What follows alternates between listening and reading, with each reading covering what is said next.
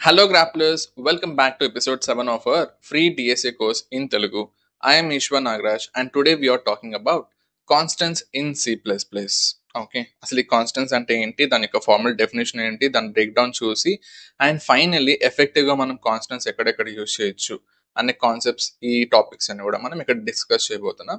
So firstly formal definition చూద్దాం. What exactly are this constants? So constants are variables whose value cannot be changed after initialization.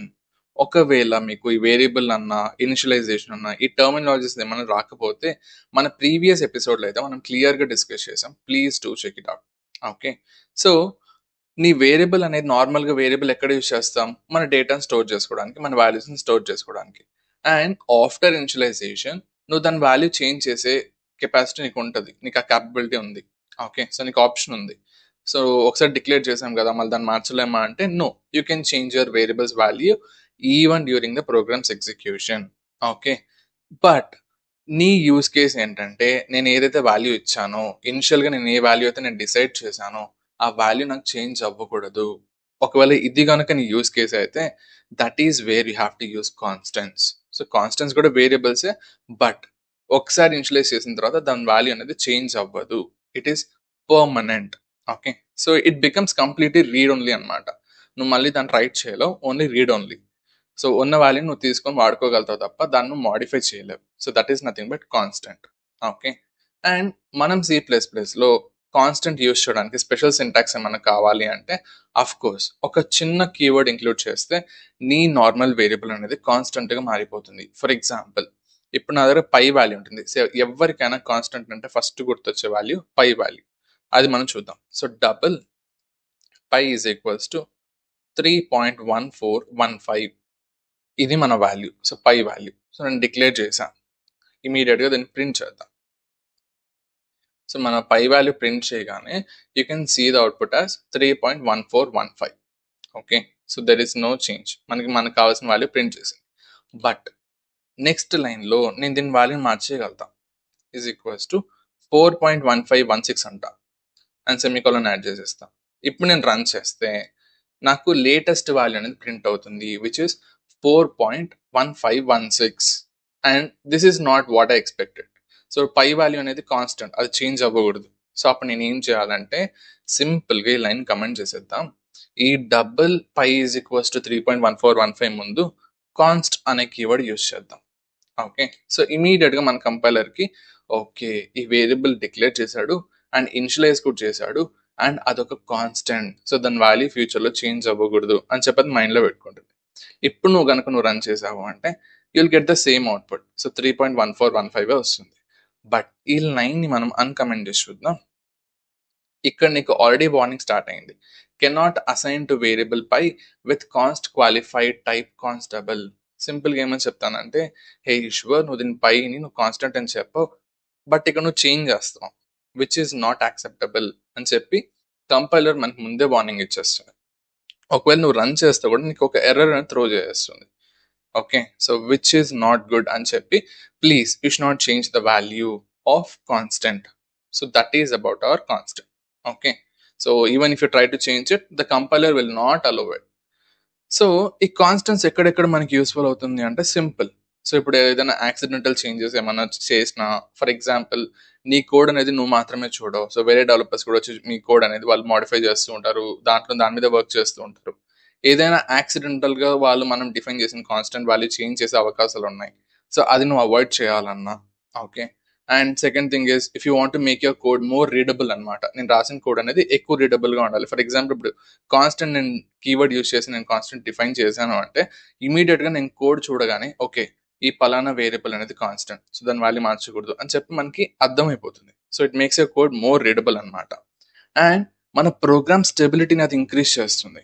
Okay, so ఈ reasons వల్ల అయితే మనకి constants అనేది highly మనకి preferable. So ఎక్కువ use చేయొచ్చు. And ఏదైనా నేమింగ్ కన్వెన్షన్స్ ఏమైనా ఉన్నాయా ఈశ్వర్ అంటే, లైక్ ఫర్ ఎగ్జాంపుల్ ఇందాక మనం క్యామెల్ కేస్, స్నేక్ కేస్ అని చెప్పి మన ప్రీవియస్ వీడియోలో మనం డిస్కస్ చేసాం కదా. సో అట్లనే కాన్స్టెంట్స్ కూడా ఏమైనా స్పెషల్గా ఏమైనా ఉందా అంటే ఎస్ ఉంది.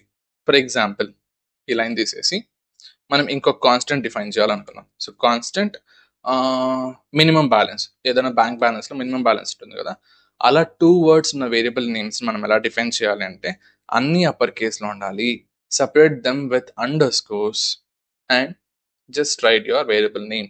So minimum balance, and don't forget to define your data type. So int is equals to, for example, 1000 అని చెప్తాం. So that's it. సో ఇలా మీ కాన్స్టెంట్స్ అయితే మీరు డిఫైన్ చేయాలి. Capital letters separated with under scores if you have more than one word.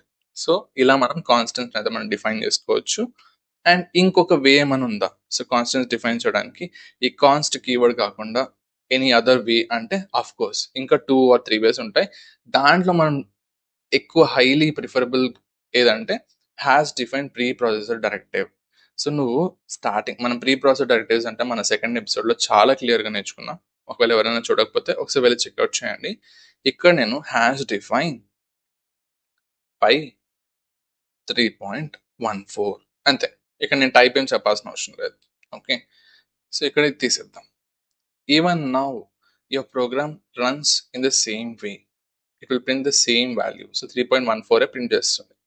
So ఇలా మనం hash define pre processor directive use చేసుకొని మన కాన్స్టెంట్ అయితే మనం డిఫైన్ చేయొచ్చు. And this is more effective when compared to const keyword. Okay, so but const keyword అనేది నీకు ఒక టైప్ సేఫ్టీ ఇస్తుంది, బట్ ఇది అలా కాదు. సో ఇక్కడ నీకు టైప్ సేఫ్టీ అనేది నీకు రాదు. ఒకవేళ నీకు టైప్ సేఫ్టీ కావాలి అంటే you have to go with const keyword అనమాట. So that's about our constants. So finally మనం క్లియర్గా చెప్పాలి అంటే కాన్స్టెంట్స్ అనేది అవి కూడా నార్మల్ వేరియబుల్సే, బట్ దాని వాల్యూ అనేది చేంజ్ అవ్వదు. అండ్ దానివల్ల బెనిఫిట్స్ ఏమేమి ఉంటుందంటే రీడబిలిటీ. సో నీ కోడ్ చాలా రీడబుల్గా చేంజ్ అవుతుంది. And maintainability. ఒకవేళ మనం కాన్స్టెంట్ వాల్యూ డిఫైన్ చేసుకున్నాము అంటే ఒక్క చోట మారిస్తే చాలు, మిగతా అన్ని చోట్ల కూడా మనకి అదే వాల్యూ అనేది అప్డేట్ అవుతుంది.